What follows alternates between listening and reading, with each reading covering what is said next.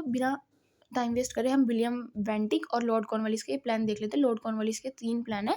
कौन कौन से? जुडिशियल रिफॉर्म्स में हमने पिछली वीडियो में डिस्कस किया था क्या, पिछली वीडियो में हम डिस्कस कर चुके हैं पूरा वॉरेन हेस्टिंग को अच्छे से, उसके तीनों प्लान अच्छे से डिस्कस कर सकते हैं। प्रोविजंस, उसके सारे इंपैक्ट्स, की फीचर्स और सारे तीनों प्लान के हम बहुत ईजी और सिंपल वे में विद नोट्स हम बहुत अच्छे से डिस्कस कर चुके हैं। आज हम डिस्कस करेंगे लॉर्ड कॉर्नवालिस जुडिशियल प्लान 1787 का और 1790 का, 1793 का। तो let's start with the video.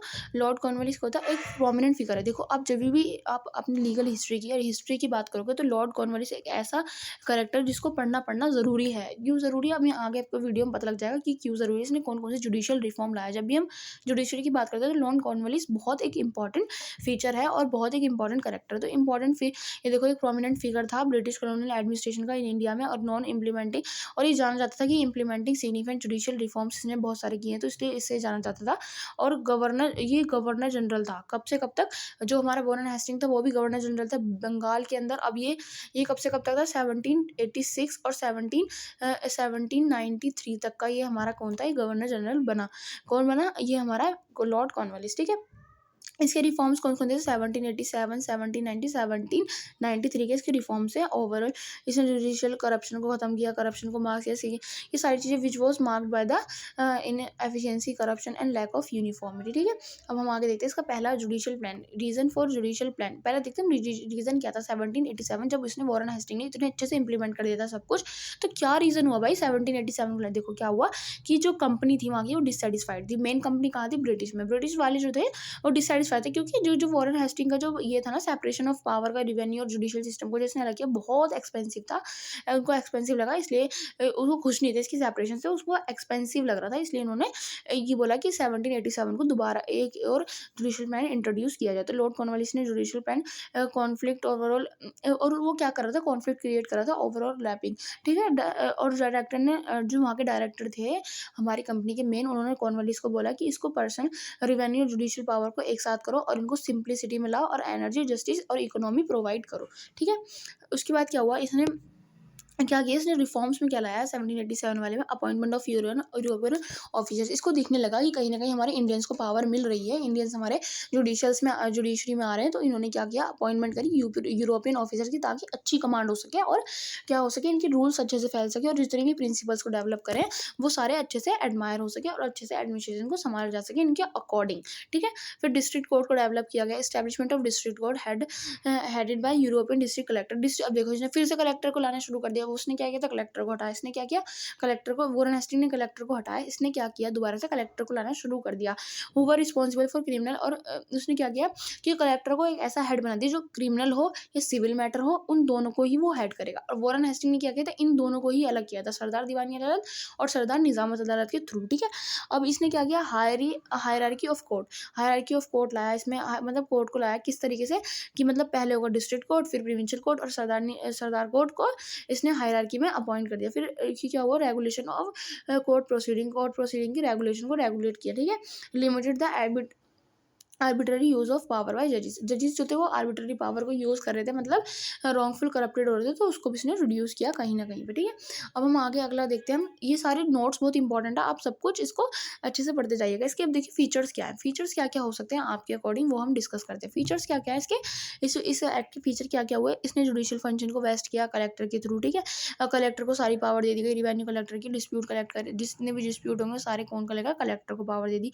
और माल अदालत भी यहीं पर इंट्रोड्यूस करी गई, रिवेन्यू कोर्ट भी यहीं पर लाया गया। माल अदालत और रिवेन्यू कोर्ट को इसने इंट्रोड्यूस किया ताकि रिवेन्यू को कलेक्ट कर सके। Appeal against decision of collector, appeal को भी सुना गया कि बोर्ड ऑफ रिवेन्यू डेवलप किया गया। बोर्ड ऑफ रिवेन्यू याद रखना, board of revenue Lord Cornwallis ही लाया था, लॉर्ड कॉर्नवालिस लाया बोर्ड ऑफ रिवेन्यू, मतलब कि कलेक्टर के अगेंस्ट कोई पे आपको कंप्लेंट है, कोई भी डिसीजन से, उसके कोई भी डिसीजन कलेक्टर का अच्छा नहीं लगा तो आप वहाँ पे जाके कंप्लेंट कर सकते हैं। दीवानी अदालत को लाया।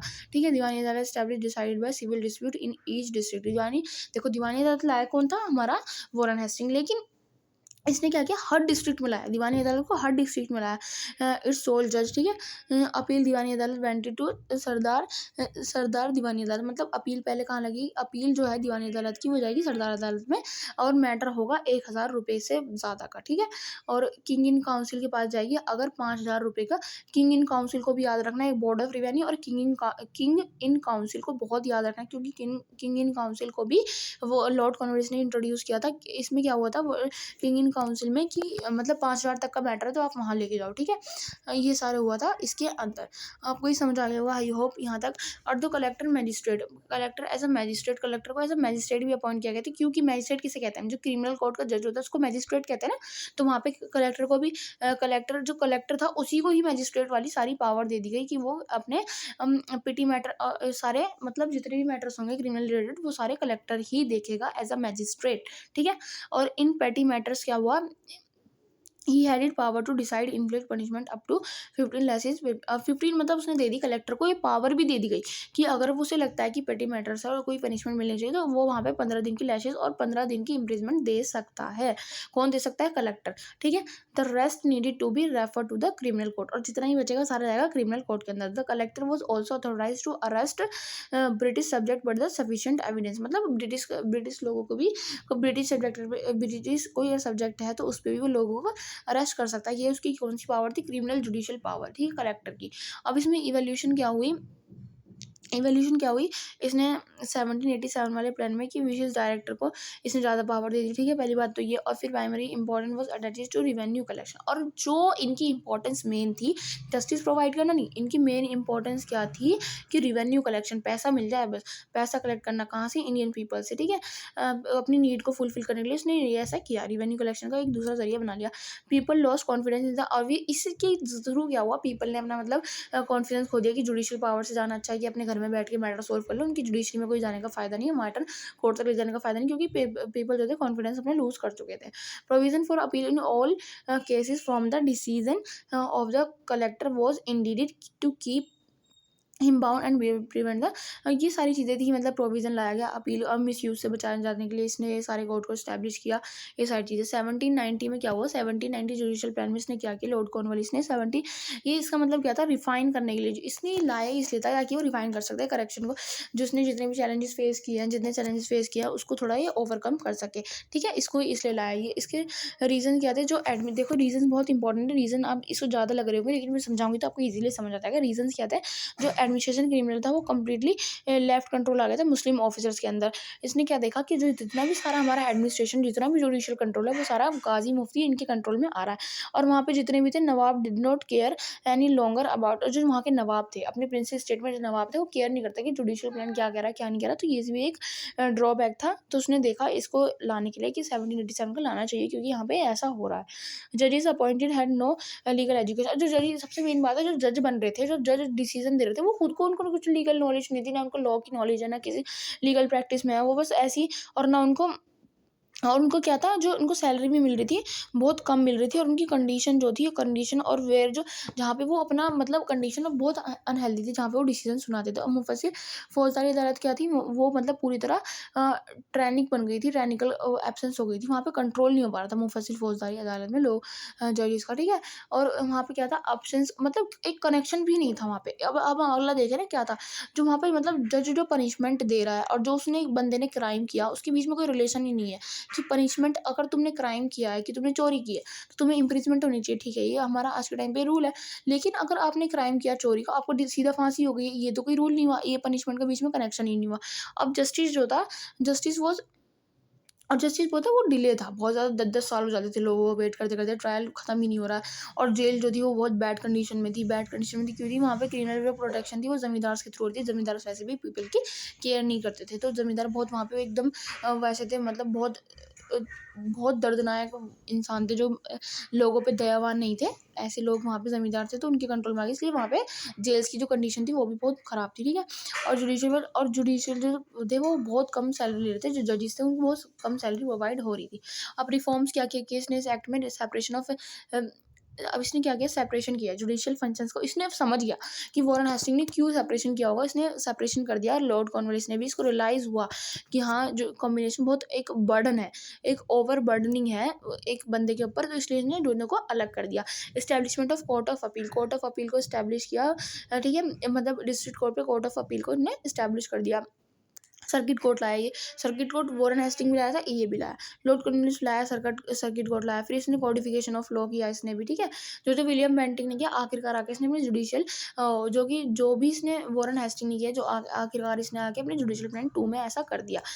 ठीक है, इसके फीचर्स ये हैं कुछ, वही सारे फीचर्स हैं, आप देख लीजिएगा एक बार। फिर उसके बाद क्या हुआ, इसे 1793 का इसका जुडिशियल प्लान आया, कॉर्नवालिस कोड। इसको कहते हैं हम कॉर्नवालिस कोड भी कहते हैं, इसे याद रखना। कॉर्नवालिस कोड अगर आ गया पेपर में, तो आपको 1793 वाले जुडिशियल प्लान के बारे में लिख के आना है। इसका ऑब्जेक्ट क्या था कि refer to the Cornwallis code, मतलब एक कोड लाना चाहता था वो, मतलब रेस्ट्रिक्शन लाना चाहता था जुडिशियल सिस्टम पे, रीस्ट्रक्चर करना चाहता था उसको कि सब कुछ यूनिफॉर्म रहे। बेसिकली इसका सिस्टम ये था, separation of executive and the judiciary. अब इसने क्या समझा कि एग्जीक्यूटरी और जुडिशरी को बिल्कुल सेपरेट करना चाहिए, जुडिशरी और एग्जीक्यूटिव दोनों एक दूसरे से अलग है, तो उसने सेपरेट किया, कलेक्शन ऑफ रेवेन्यू अलग बांट दिया, और जो उसके जुडिशियल मैटर रिस्पॉन्सिबल थे उसको अलग कर दिया। माल अदालत और अबॉलिश, उसने माल अदालत क्रिएट की थी, किस लिए की थी, ताकि वो रिवेन्यू कलेक्ट हो सके, उसको भी यहाँ पे अबॉलिश कर दिया गया। ये बहुत इंपॉर्टेंट है, सिर्फ यही वाला इसका जुडिशियल प्लान ज़्यादा पूछ जाता है, तो अच्छे से समझना। और एग्जीक्यूटरी सब्जेक्ट जुडिशियल सिस्टम, मतलब जो एग्जीक्यूटरी है, जो गवर्नर जनरल है उसकी काउंसिल, जो एग्जीक्यूटरी है, एग्जीक्यूटरी में कौन आएगा, एग्जीक्यूटरी में पावर किसकी आती है, गवर्नर जनरल के पास और उसकी काउंसिल के पास, तो वो भी सब्जेक्ट होंगे जुडिशियल कंट्रोल को लेके। अगर वो चाहें तो जुडिशियल कंट्रोल कर सकते हैं। एग्जीक्यूटिव आज के टाइम पे क्या, एग्जीक्यूटिव जुडिशियल एक दूसरे से अलग है हमारे इंडिया में, लेकिन उस टाइम पे क्या था, जो गवर्नर जनरल है और उसकी जो काउंसिल है वो कंट्रोल कर सकती है। कोई रॉन्ग हो रहा है तो जुडिशियल कंट्रोल कर सकती है। Indian natives had to sign a bond with a British subject agreeing to the court, मतलब उन्होंने ये भी कह दिया इसमें, इसके थ्रू उन्होंने ये कहा कि ये इंडियन जो है हमारे, इनको एक्सेप्ट करना होगा, इनको ये बॉन्ड साइन करना होगा। अगर कुछ भी मैटर होता है तो वो जाएंगे ब्रिटिश सब्जेक्ट, वो जाएंगे अपना कोर्ट में अपील लगाएंगे, कोर्ट में इसको हायर करवाएंगे, ठीक है। अब establishment of provincial court and appeal at the 4th division. अब इसने क्या किया, 4th डिवीजन पे अपील लाया, प्रोविंशियल कोर्ट को इसने बहुत फर्दर मतलब बहुत ज़्यादा इस्टेब्लिश कर दिया इसने। और 4 डिवीजन कौन कौन से हैं हमारे, 4 डिवीज़न है हमारे, बेसिकली पटना, कलकत्ता, मुर्शिदाबाद और ढाका, इसमें इसने इस्टेब्लिशमेंट करी, ठीक है। और यहाँ पे क्या था, और जितने 5000 तक के केस होंगे वो किंग इन काउंसिल में जाएंगे, ठीक है। ये चीज़ें याद रखना थोड़ी सी। और आगे चलते हैं हम, आगे क्या, इसने native officer given important post. जो नेटिव ऑफिसर्स है, नेटिव ऑफिसर्स बेसिकली कौन हुए, नेटिव ऑफिसर हमारे जमींदार वगैरह, तहसीलदार, इनको इनने किस नाम से दिया, इसने मुंसिफ्स बना दिए, इनको मुंसिफ बना दिया कि जितने भी इंपॉर्टेंट पोस्ट होंगी इनको दे दी गई। और पर्सनल हिंदू और मुस्लिम लोगों को भी, इनको रिलीजियस कास्ट वाले मैटर में भी इनको ही मेन इंपॉर्टेंस दे दी गई कि हाँ यही सब कुछ डिसाइड करेंगे, ठीक है। फिर इसके बाद क्या, सरदार दीवानी अदालत। सरदार दीवानी अदालत को इसने क्या किया, सरदार दीवानी अदालत को इसने स्टैब्लिश किया, हाई कोर्ट, हाईएस्ट कोर्ट बता दिया इसने, सरदार दीवानी अदालत को हाईएस्ट कोर्ट बताया, ठीक है। और यहाँ पे जितने भी हैं 1000 रुपये से ऊपर मैटर यहाँ पर डिसाइड होते थे। और फिर इसके बाद क्या था, इसने जो जितनी भी अपील होंगी किंग काउंसिल में जाएगी, जो 5000 से ऊपर की मैटर की होंगी जितने, ठीक है।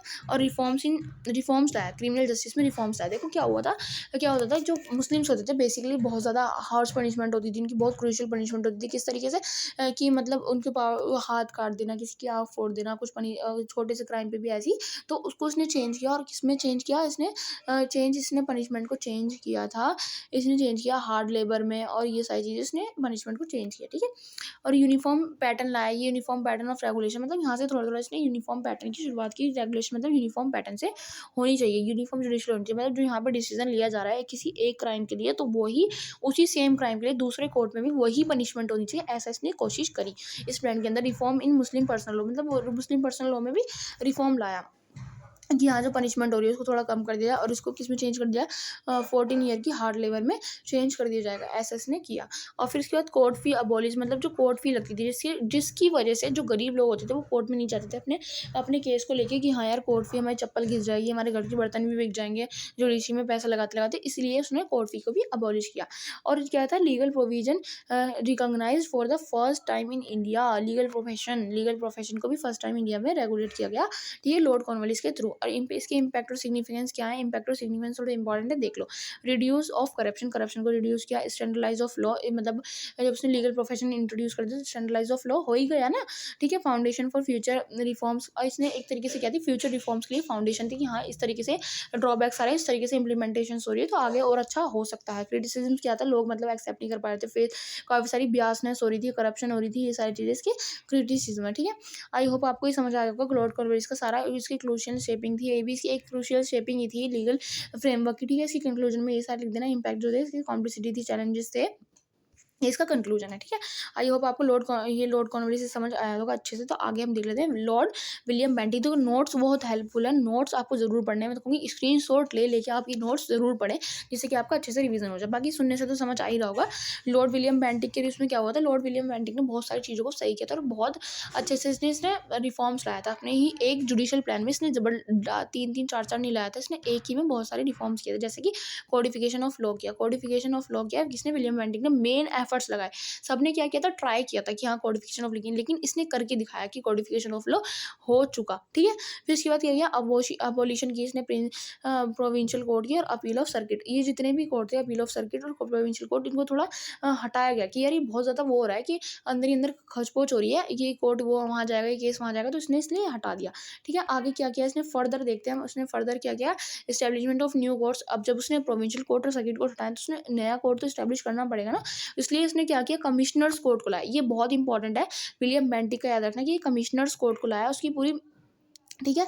अब यहाँ पे क्या किया इसने, अगला क्या किया, लॉ कमीशन बिठाई। लॉ कमीशन, पहले क्या था, तो लॉ की कोई नॉलेज ही नहीं थी, लेकिन अब लॉ कमीशन बिठाई, जिसका कौन था, हेड कौन था, लॉर्ड मकोले। लॉर्ड मकोले को इसने हेड बनाया उस कमीशन का, ठीक है। और ये कमीशन कब आई थी, 1834 में ये हमारी कमीशन आई, ठीक है। और इसमें क्या था, efforts against judicial corruption. Corruption कैसे, जो जुडिशियल करप्शन होती है उसको थोड़ा रिड्यूस करने की कोशिश की। इसने सिर्फ रूल्स बना के नहीं की, इसने क्या किया, सैलरी को इंक्रीज किया, सैलरी जो थी जजिस की उसको इंक्रीज किया, ताकि करप्शन थोड़ी खत्म हो सके, ठीक है। और प्रमोशन ऑफ इंडियन जजेस का भी इसने प्रमोशन करना शुरू किया कि हाँ जुडिशरी में एंट्री लो, यहाँ पे इसको तो परमिशन दी गई कि जुडिशरी में भी एंट्री हो सकती है, ठीक है। आगे क्या, लीगल एजुकेशन को इंट्रोड्यूस किया। Legal education during the time उसने क्या किया, लीगल एजुकेशन को फर्दर इवेल्व किया कि हाँ लीगल एजुकेशन एक होनी चाहिए। आप किसी भी ऐसी ज़्यादा बुढ़े हो चुके हैं तो आप ऐसी जजमेंट नहीं दे सकते अपने तजुर्बे से और एक्सपीरियंस से, नहीं, आपको क्या होनी चाहिए, लीगल एजुकेशन होनी चाहिए। और क्या, पब्लिक वर्क एंड इंफ्रास्ट्रक्चर, मतलब रोड बनवाने शुरू किए, जैसे कि पब्लिक वर्कर होते थे वहाँ पे, क्या कौन से, जैसे ये ब्रिटिशर्स और इंडिया में आते थे तो इनके लिए रोड्स बनवाए, ब्रिजेस बनवाए, उसके लिए सारी फैसिलिटीज़ भी इन्होंने थोड़ी-थोड़ी की गई विलियम बेंटिक ने, ठीक है। ह्यूमैनिटेरियन रिफॉर्म, अब देखो इसकी ये बहुत इंपॉर्टेंट पॉइंट है, कुछ लिखो नहीं लिखो ये ज़रूर लिख के आना। ह्यूमैनिटेरियन रिफॉर्म्स लाया, कैसे-कैसे इसने अबॉलिशन ऑफ सती किया, ठीक है। अबॉलिशन ऑफ सती किया कब, जब, और विडो बर्निंग जो होती थी, सती पता है ना आपको, विडो बर्निंग जो होती है उसको 1829 में इसने अबॉलिश किया। और दिस रिफॉर्म और भी ये सारे रिफॉर्म क्या थे इसके, ह्यूमैनिटेरियन रिफॉर्म थे। लैंग्वेज ऑफ कोर्ट को भी इसने थोड़ा, लैंग्वेज ऑफ कोर्ट को इसने सिंप्लीफाई कर दिया गया, वेरनरी लैंग्वेज को यूज़ किया जाएगा लोअर कोर्ट में, ठीक है। ये सारी चीज़ें इसने लैंग्वेज को भी सिंप्लीफाई किया। आई होप ये विलियम बेंटिक का आपको समझ आएगा। इसका टेन्योर जो था वो मार्क्ड सिग्निफिकेंट जुडिशियल रिफॉर्म, एक सिग्निफिकेंट जुडिशियल रिफॉर्म था विच laid down the foundation of rational and efficient legal system in India. अब देखो विलियम बेंटिक से क्या हुआ ना, थोड़ा थोड़ा मतलब हमारे हमारे जो इंडिया के अंदर थोड़ा थोड़ा हिंट आने लगा कि अगर हम इंडिपेंडेंट होते तो कमेटी जो थी हमारी, जो ड्राफ्टिंग कमेटी थे, जितने भी जो है हमारे वो थे हमारे, जितने भी हमारे इंडिपेंडेंस के टाइम पे हमारे जितने भी ड्राफ्टिंग कमेटी के मेंबर थे और जितने भी हमारे कमेटी के मेंबर थे, उन्होंने अच्छे से डिसीजंस ले पाए इस रिफॉर्म की वजह से। आई होप आपको ये समझ आएगा बहुत अच्छे से। वीडियो थोड़ा सा बड़ा हुआ है बट आई होप आपको ये विलियम बेंटिक, लॉर्ड कॉर्नवालिस और वॉरेन हेस्टिंग्स तीनों अच्छे से क्लियर हो गया होगा, कोई भी आपको इसमें प्रॉब्लम नहीं होगी। अगर अच्छा लगा तो हम मिलते हैं नेक्स्ट वीडियो में। आप प्लीज़ बताइएगा लीगल हिस्ट्री का आपको कौन सा नेक्स्ट टॉपिक सुनना है, ठीक है। Okay bye.